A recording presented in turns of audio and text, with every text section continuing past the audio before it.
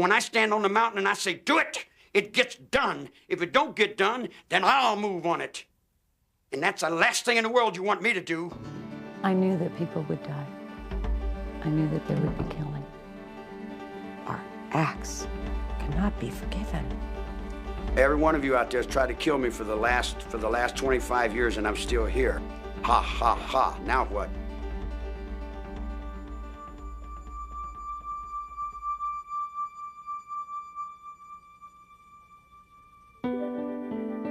On August 9th, 1969, unknown intruders broke into the fashionable Los Angeles home of movie director Roman Polanski and his pregnant wife, the actress Sharon Tate.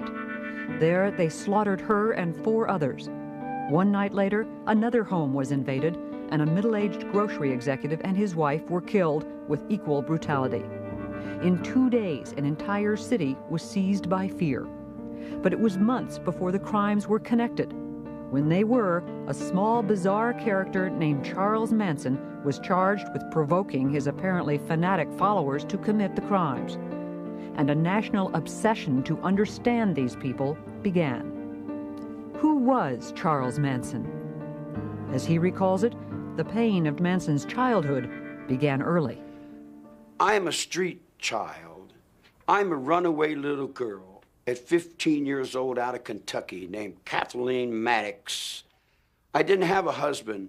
My husband's name was Scott. And he married somebody else and went down the road, and she went to Cincinnati and had a guy named Charlie Manson.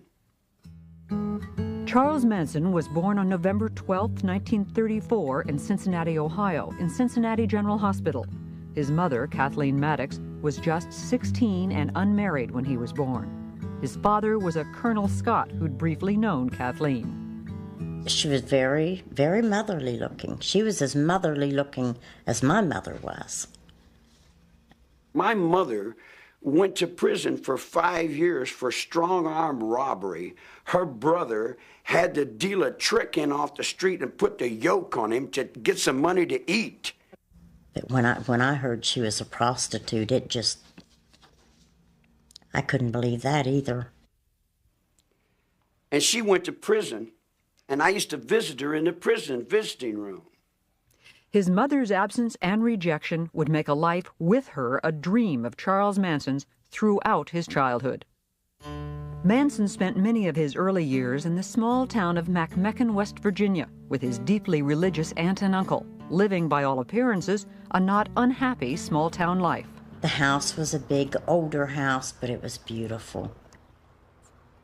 He had just about anything he wanted, I would say. His aunt and uncle and grandmother took him to church. He didn't like going. The only thing he really liked, was the singing. But Charles loved to sing. But some of Manson's outlook on the world came from another uncle, a mountain man.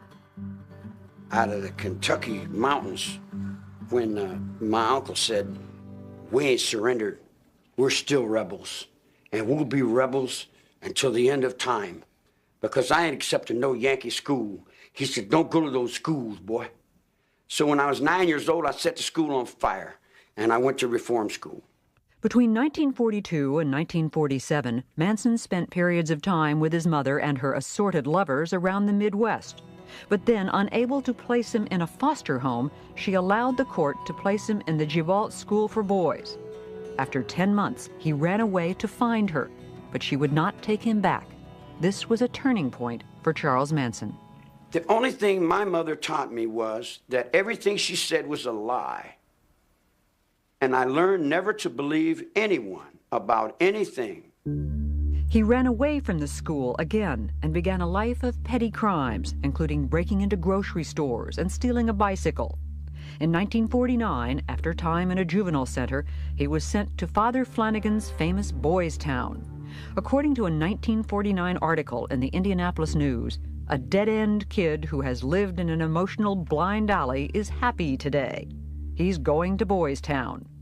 Manson ran away 4 days later. Now just 13, he stole cars, broke into stores, and committed his first armed robberies. He was then sent to the Indiana School for Boys, where he claims he was raped and repeatedly beaten. He ran away 18 times. Now the punishments escalated after he stole cars, committed armed robbery, and held up gas stations. He went from the National Training School for Boys to Natural Bridge Camp to federal reformatories at Petersburg, Virginia, and Chillicothe, Ohio, where he was paroled in 1954. He was just 19 years old. Around this time in Los Angeles, one of Manson's future followers, Patricia Krenwinkel, was a little girl. Her comfortable childhood could not have been more different from Charles Manson's, but even her home was not without its sadness. During the time I was brought up, nothing was talked about. I mean, my parents' dissolution of their marriage, you don't talk about that. You don't talk about problems in the home. I never felt like I had a sense of who I really wanted to be or become. In 1949, Leslie Van Houten was born into a solid middle-class family in Altadena, California. From an early age, she wanted to help the world.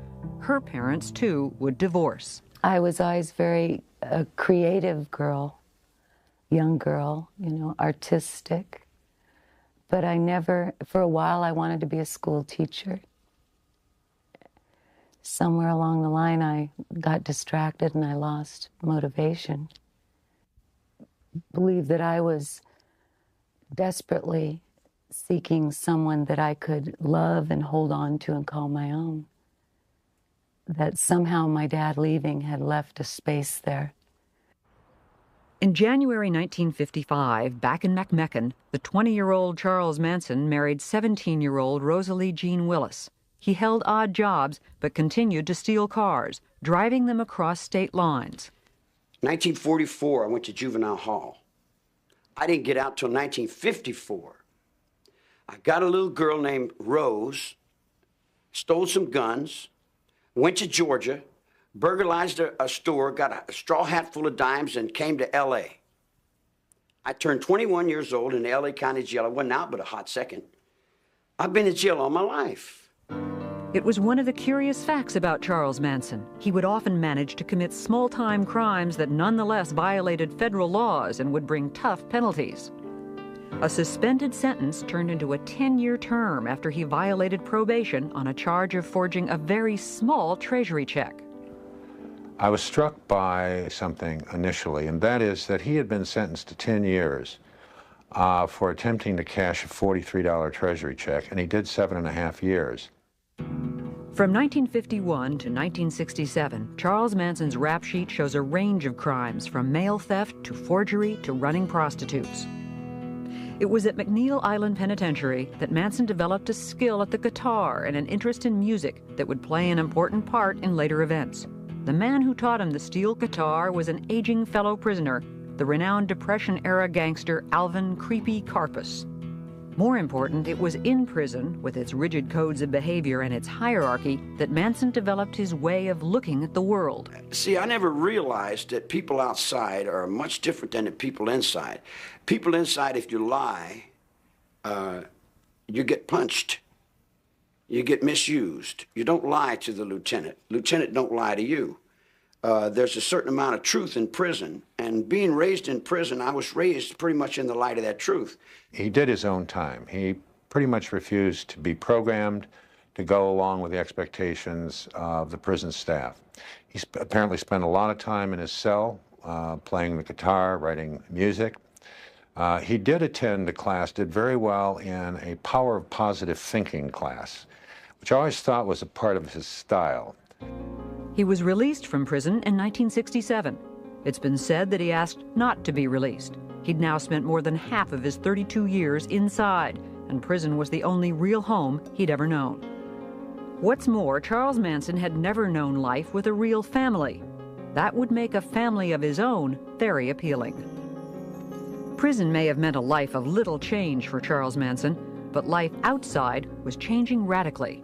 It was a far different world now from the one he'd known before prison, and it was one where his particular skills would serve him well. It was the mid-1960s, and the Haight-Ashbury district of San Francisco was, for hippies and others escaping the mainstream, the promised land.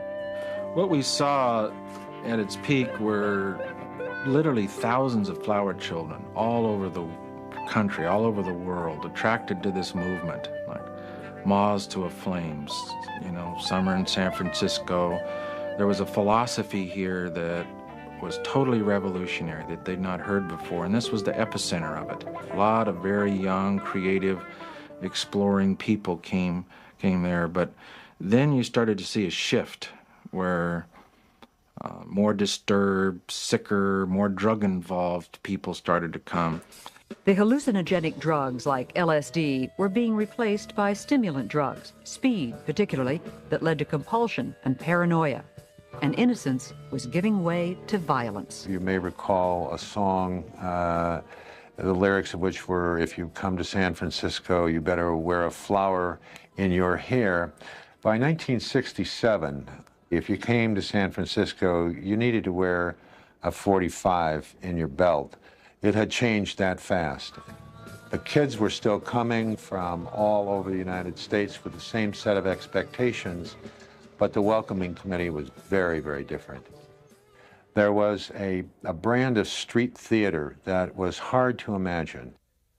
If we are coming up to the beatnik area, all the stores out in this area, they're taken over by the beatniks, and we see them in all shapes and sizes. I think this one is a girl walking in front of us. She has a hair ribbon, but it's hard to tell. It was a scene where if you grew your hair and talked the talk, you fit in. This was the scene which Charles Manson entered on his release from prison in 1967. When he came out, he initially told me that there was nothing I could do, that that he could go back to prison. He was not afraid of it. He was not going to do parole if parole was going to be onerous. He was clearly an antisocial personality. He was superficial, he was glib, and he was very adaptable. And when I got out, all your children would come to me because they never had anybody tell them the truth. He sized up people, I think, fairly quickly and fairly accurately. I think that's a skill you learn in prisons. He said, so your father just kicked you out of the house. And that started it. Lynette Squeaky Frome joined up with Manson early on. It was easy to talk to him. And we talked on a number of levels. His mind intrigued me. Charlie was what he needed to be at any given time. Pat Krenwinkel was another early member of Manson's growing family. I met Charlie when I was living at the beach with my sister, and she came home and said to go down to a friend's house, which I did, and Charlie was there, and he was playing the guitar. And so I was introduced to him there. And that night, we slept together, and I felt really loved by him almost immediately, mostly because I think at that point I was really desperate for someone to care. When we made love, all I remember is just crying and crying to this man. I mean, it was like, because he said, oh, you're beautiful. I couldn't believe that. I just started crying. Manson's family grew to include men. One of them was the young All-American Texan, Charles Tex Watson. Charlie used sex for, number one, when people would come and he wanted power over them, men, he would offer them whatever women he had. And he had certain women he always put out front, which he called his front street girls. They were the ones that he thought were the most beautiful, the ones that would be the most enticing. And that's what he would do. I mean, he was an excellent pimp. Charles Manson was not only attracting followers, he was also exercising more and more control. Whatever he believed, I would believe. And I would say, and I would spout off. I began to get increasingly uncomfortable with the amount of control and the way in which he used them. And you could see his sense of power and control growing. But in Northern California, at least, the family was monitored by outsiders. I saw him on a weekly basis. He would bring the girls into the office. It was a big occasion. I would go out to a home and see them. There was always that string. There was always some reality. The family left San Francisco in the summer of 1967 and began an odyssey up and down the California coast. Moving from place to place was one way Manson kept his followers entertained enough to stay. They started spending more and more time in the Los Angeles area. There, Manson hoped to make a name for himself in rock and roll. I think he felt that once he got down there, things were going to be very, very different. He had contacts with the Beach Boys. It was through the women that Manson made his connection with Dennis Wilson of the Beach Boys. In Los Angeles, Wilson picked up 2 of the family women hitchhiking and took them home. Soon, Manson and the rest of the family showed up and moved in with Wilson for several months. Then, through Wilson, Manson did some recording, but nothing came of the sessions. Manson was always bitter that his music would remain unheard. They came to the ranch, lady. I didn't go to them. They came to me. You're stealing my music every day. You're writing my songs. You're playing my game. In August of 1968, longtime family member Susan Atkins found the family a new home, an old Western movie set and now writing stable owned by an 80-year-old half-blind man named George Spahn. Leslie Van Houten joined the family in the summer of 1968. You know, all very fun in the beginning, innocent. At first, the family reveled in the crumbling movie set and the beautiful countryside around it. They play-acted roles they might have taken in old movies. It was like summer camp, and Charles Manson was head counselor. It was a great place, actually. We could make anything we wanted out of it. It was like having the Our Gang set, you know. You could turn it into anything. The whole idea was to let time disappear. There was no time. We were all living now. Now was the only time. See, at first, the magical mystery tour was that we would be cowboys or gypsies or pirates, and every day it was to wear a different role so that we would get more out of ourselves, and every day was Halloween. Losing oneself, killing old egos, and replacing them with Manson and his very particular view of the world, it was the serious goal of all that play acting that Manson directed. If you wipe away somebody's identity, say society is corrupt, forget about everything you ever learned, but then you substitute your own philosophy, it's like wiping the blackboard clean and then introducing your philosophy, and then you become the absolute leader. Bit by bit, the family became one with Manson. One of his things was to stop you during the day, and you'd put your palms up to his, and then he'd move them in any direction that he could. Or he'd make a series of faces, and then you were supposed to try to keep up with them. And the whole thing was always geared toward just complete mirroring of him. One powerful way that Manson maintained control was through drugs, particularly LSD. Well, we took hundreds of trips together. The acid trips were exercises in total control. With Charlie, he actually did almost like drug programming. I mean, he was the focal point at all times. And what seems so amazing is that he somehow, because acid is a very powerful drug, and it's like I would feel like totally out of control, and yet I would watch him and he would seem totally in control. One of the things, when I look back, I realized I didn't always see him take acid. I don't think he did. The idea was to get rid of all the conditioning, to die in yourself. So he would hold you up and say something to you. Say, see, I can see your mother on you. It's still the conditioning. You know, you haven't gotten rid of it. You're not dead yet. Sometimes he would reenact the crucifixion when we were on LSD. And it was very realistic. I would die for you. And then the questions would begin, would you die for me? And what was the philosophy that Manson was offering? It had begun with the notion of oneness and the power of love, but over time, it grew steadily more paranoid. The messages to the family grew steadily darker. There was no right or wrong, and life and death were really the same thing. In fact, death could be a welcome step on the way to a better world. And in the fall and winter of 1968, as Manson saw himself more and more a lone visionary, he and the family spent more and more time in a place that only increased their sense of isolation, a remote outpost in Death Valley, Barker Ranch. We really weren't in touch. We were allowed to listen to the Beatles and the Moody Blues and Manson's music. Nonetheless, Manson was aware of what was going on in the nation's cities. Since 1966, city after city had seen rioting in black neighborhoods. The cry for black power was being heard alongside the ever stronger actions against the war in Vietnam. We're gonna make Vietnam look like a holiday. Because if America don't come round, America should be burnt down.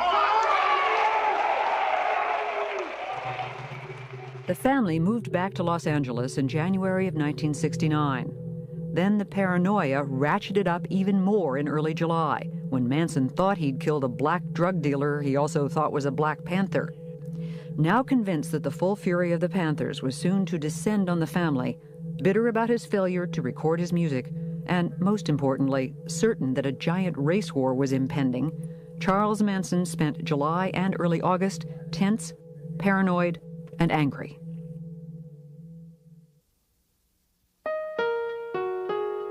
On the night of August 9th, 1969, at a house on Cielo Drive in Los Angeles, the actress Sharon Tate, wife of movie director Roman Polanski and 8 months pregnant, was at home with her friends, the hairstylist Jay Sebring, coffee heiress Abigail Folger, and Roman's friend Wojtek Frykowski.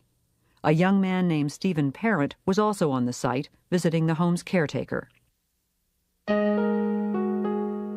That night's murders began with some preparations at Spawn Ranch. I was with the children. We were in a trailer. I was with someone else, and we were in a trailer. And Charlie came and woke me up. And he said, "Get up. I want you to go somewhere." He said, "Get in the car." And I was in the car with Tex and Linda Kasabian and Susan Atkins. And he said, "Do everything the Tex says." And we were off.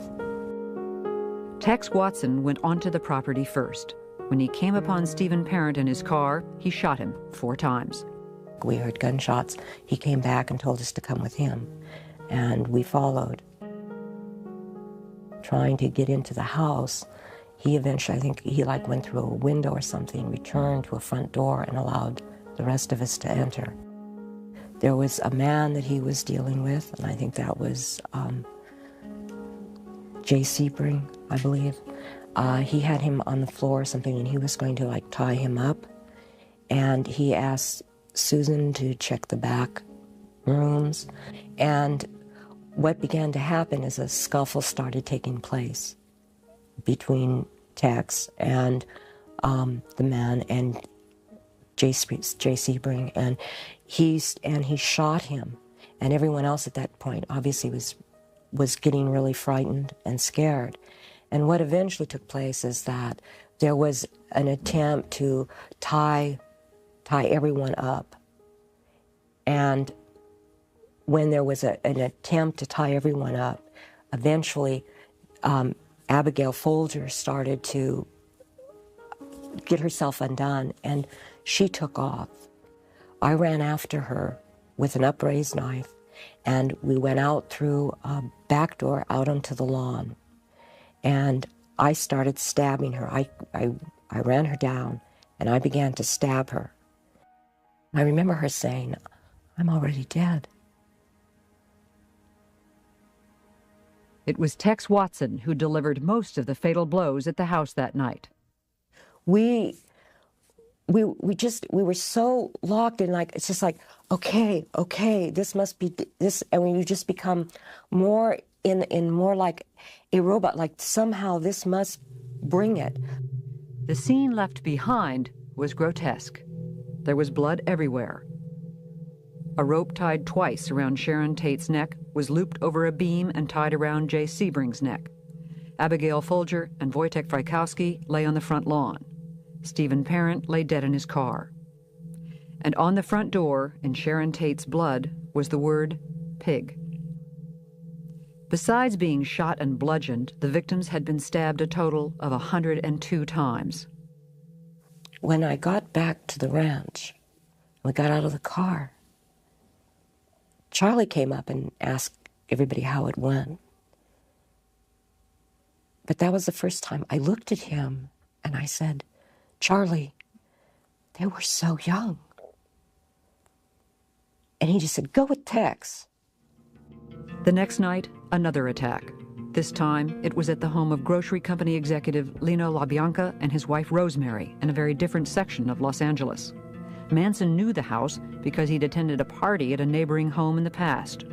Along this second night would be Leslie Van Houten, anxious to prove her loyalty to Manson. I knew that people would die. I knew that there would be killing. Manson, Van Houten, Krenwinkel, Watson, Atkins, and Linda Kasabian drove around for a while before they stopped at the LaBianca house. Manson went inside, tied up the LaBiancas, and then left. Pat had a knife. And I tried to hold Mrs. LaBianca down, and I couldn't do it. And Pat went to stab her, and she couldn't do it. Leslie was still trying to hold her because she was struggling, and I went and got Tex. And Tex went into the bedroom, and I stood in the hallway, and I looked into an empty room in the den, and I just stayed there, and I didn't move. And I have no sound memory of Mrs. LaBianca dying. All I remember is staring into that room. And then Tex turned me around and handed me the knife, and he said, do something. Because Manson had told him to make sure that all of us got our hands dirty. And I stabbed Mrs. LaBianca in the lower back about 16 times. The scene at the LaBiancas was no less macabre than that at the Tate house. A carving fork protruded from Lino LaBianca's stomach, a knife protruded from his throat, and the word war was carved in his flesh.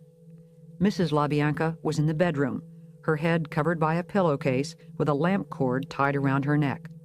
And on the walls, written in their blood, were the words, death to pigs, and rise, and on the refrigerator door, the words, helter-skelter. I said, if you're gonna do something, leave something with you. Just like I would tell you, if you're gonna do something, do it well, and leave something with you. Leave a sign to let the world know that you were there. Have a good day. The two victims had been stabbed a total of 67 times. Meanwhile, the news of the first night's murders had hit L.A. like an earthquake. There was a terrible fear, a terrible trepidation on the part of the Hollywood community that this killing, this ritualistic killing, had something to do with celebrityism. And so a lot of the high-profile Hollywood stars, apparently Sinatra left town. Tony Bennett was living at the Beverly Hills Hotel in one of the bungalows. He moved inside to be safe. Steve McQueen supposedly drove around with a gun in the front seat of the car now, all reacting to the Sharon Tate killings. It was amazing. Everyone's got a piece of the story. Wherever you went, there was somebody say, did you know that they found the thing? And that, you know. It seemed everyone wanted a gun. 200 guns were sold by one Beverly Hills store in 2 days. It took 2 weeks to get a locksmith. Police were interviewing many celebrities, and some became more careful about their habits. One local in the film business said, toilets are flushing all over Beverly Hills. The entire Los Angeles sewer system is stoned. Now the rumors started to fly. The first rumor that hit, as far as the crimes were concerned, was that it was drug-related. It was a drug hit. And on top of that, it was Roman Polanski's wife. People knew about Polanski's film, Knife in the Water, all of these strange, dark, mystical movies involving drugs and sex and killings. Sharon not only didn't use drugs. In the beginning, you know, there were those who thought Roman had an involvement in this. It was conjecture Polanski quickly denied.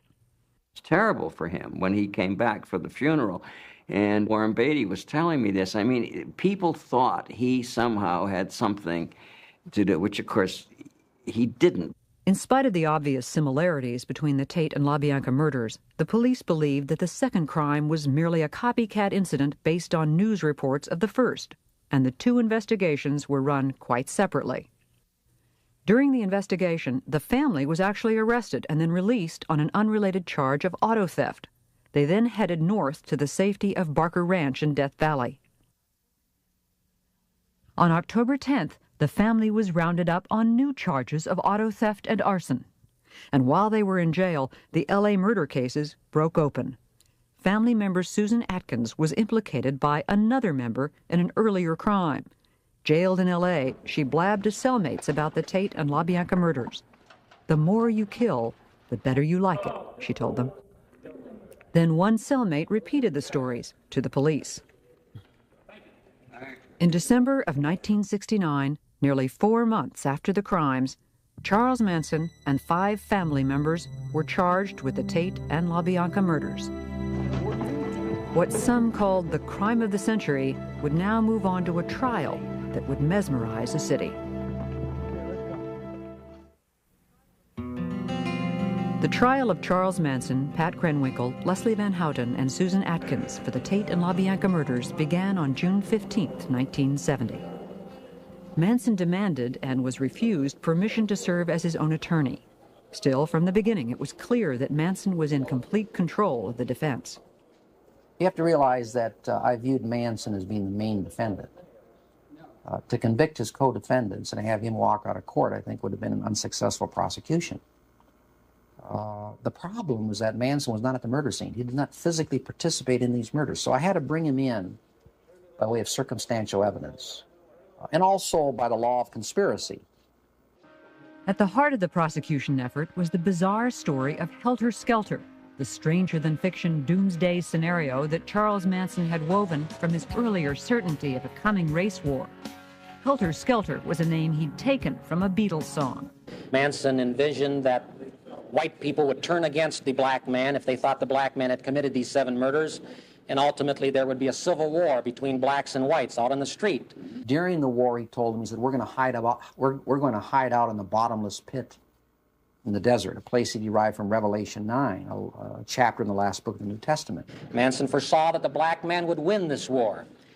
But later on, he said the black man, because of inexperience, would simply not be able to handle the reins of power. So we would have to look around at those white people who had survived, who had escaped from Helter Skelter. And he said, we'll come out of the bottomless pit, and quoting Manson, we'll send Blackie on his way to picking cotton, and we'll take over the leadership of the world. Chief prosecution witness was Linda Kasabian, who had driven the car on the night of the Tate murders. She agreed to testify in return for immunity. Can you get out of the way? The mood around the trial and throughout L.A. was as bizarre as the accused themselves. It may be more than 6 months before the Tate case finally goes to trial here at the Hall of Justice, but Hollywood isn't waiting. 2 movies about the mass murders already are in the works. One producer said his film will concentrate on the hippie clan charged with murder and explain on the screen why they might have done it. Day after day, Manson would come into court and by turns intimidate and amuse. He was playing the people. He was playing to the courtroom. He was playing to the press. We had quite a few staring sessions. He was always staring at people. You know, he'd stare at the jury, and they would turn away. He'd turn around and stare at spectators. During the trial, as in their lives before, the 3 women took all their instructions from Manson. The entire proceedings were scripted by Charlie. Every day we'd meet, and he'd decide, well, today I want you each to stand up and hold your hands in some stupid symbols. You're going to get up and scream. You know, each day was scripted. And on that day, we proceeded through the events. With Manson, he believed that everything we did was creating some picture that was going to go out in the universe and somehow change it towards his, bend it towards his will. The daily march of Van Houten, Atkins, and Krenwinkel, smiling and singing, was unnerving to anyone who saw it on the news. The song they were singing was one that Manson had written.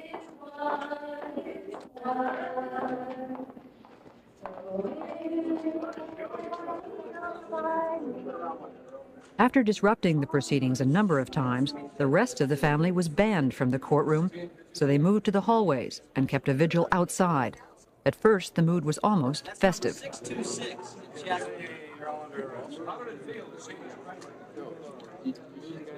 We saw them every day, you know. Come on, Squeaky, you can't really be serious about that, you know. And we would banter back and forth, and so there was a joviality. But continuing to shock the courtroom, Manson carved an X into his forehead in late July to symbolize his removal from society. The following weekend, the 3 girls followed suit. National attention on the trial included unwelcome notice from the highest level. President Richard Nixon spoke of Charles Manson in a speech on August 3rd. Here is a man who was guilty, directly or indirectly, of 8 murders without reason. Here is a man yet who, as far as the coverage was concerned, appeared to be rather a glamorous figure. And the next day, a smiling Charles Manson held the headline up to the jury as the defense demanded a mistrial. It was denied in spite of the defense team's best efforts. The President of the United States says somebody's guilty. What recourse do you have? You answer the question. Inside the courtroom, the most dramatic moment occurred on October 5th, 1970, when Manson lunged 10 feet towards the judge. He was restrained, and the trial continued. It certainly was within earshot. On November 16th, the prosecution rested, and the defense then rested without calling a single witness. Struggles with Manson and changes in the defense team were constant, but there was still alarm when defense lawyer Ronald Hughes did not show up in court. His body was later discovered in a wilderness area. One ex-family member has claimed he was murdered for disagreeing with Manson over Leslie Van Houten's defense. What legal alternative? On January 25th, 1971, after 9 days of deliberation, the jury found each defendant guilty of conspiracy to commit murder and murder in the first degree. In a separate trial, Tex Watson was also found guilty and sentenced to death. In the penalty phase of the trial, the women did testify and tried to exonerate Manson. And now the instructions from Manson were changing. One of the things that Charlie always promoted about himself was, I don't lie. And all of a sudden, he was asking every one of us to lie on a daily basis about something. Oh, say this, say that. And we're going, but I didn't do that. And it was like, you lie, a God lies. On March 29th, the jury called for the death penalty for all 4 defendants, a finding the judge then upheld. In protest, the women shaved their heads. Before that clerk reads that verdict, you don't know what he's going to say, life or death. It's a very tense, suspenseful moment. And I looked over at Manson, and his hands were trembling. Now, here's someone who always spoke about the beauty of death. He was always telling everyone, death is a beautiful thing, and maybe when we kill these people, we're doing them a favor, and they don't even realize it. But I was with him for 9.5 months, and he fought very hard for his own life, see? So that was just pure hypocrisy on his part. The defendants faced the death penalty now. To at least one of them, it was a kind of relief. I was more than willing to go to the gas chamber. I didn't fear it. The death penalty for me at the time it almost justified my not having to deal with what I had done. It was the eye for an eye. They're going to kill me. I don't have to deal with it. And then, in 1972, the Supreme Court overturned the death penalty. Death sentences were commuted to terms of life imprisonment. In the case of Charles Manson, there was a certain irony involved. In fact, he told me after the trial, Bugliosi says, you know, you haven't achieved anything here. He said, all you've done is send me back to where I came from. But I said, well, yeah, Charlie, that's true, but as far as I know, you've never been in the green room before. The green room is a reference to San Quentin gas chamber. The next year, I was driving my car, and the car radio was on. And I heard where the U.S. Supreme Court had set aside the death penalty, Furman versus Georgia. And the very first thought that came into my mind is that what Manson had told me at the end of the trial was true. That all we did is send him back to where he came from, and he doesn't mind prison life. So in a sense, and I hate to say this, in a sense, Manson is beating the rap. It was 1972, and Pat Krenwinkel and Leslie Van Houten were still young women with a lifetime ahead of them, a lifetime to face what they had done.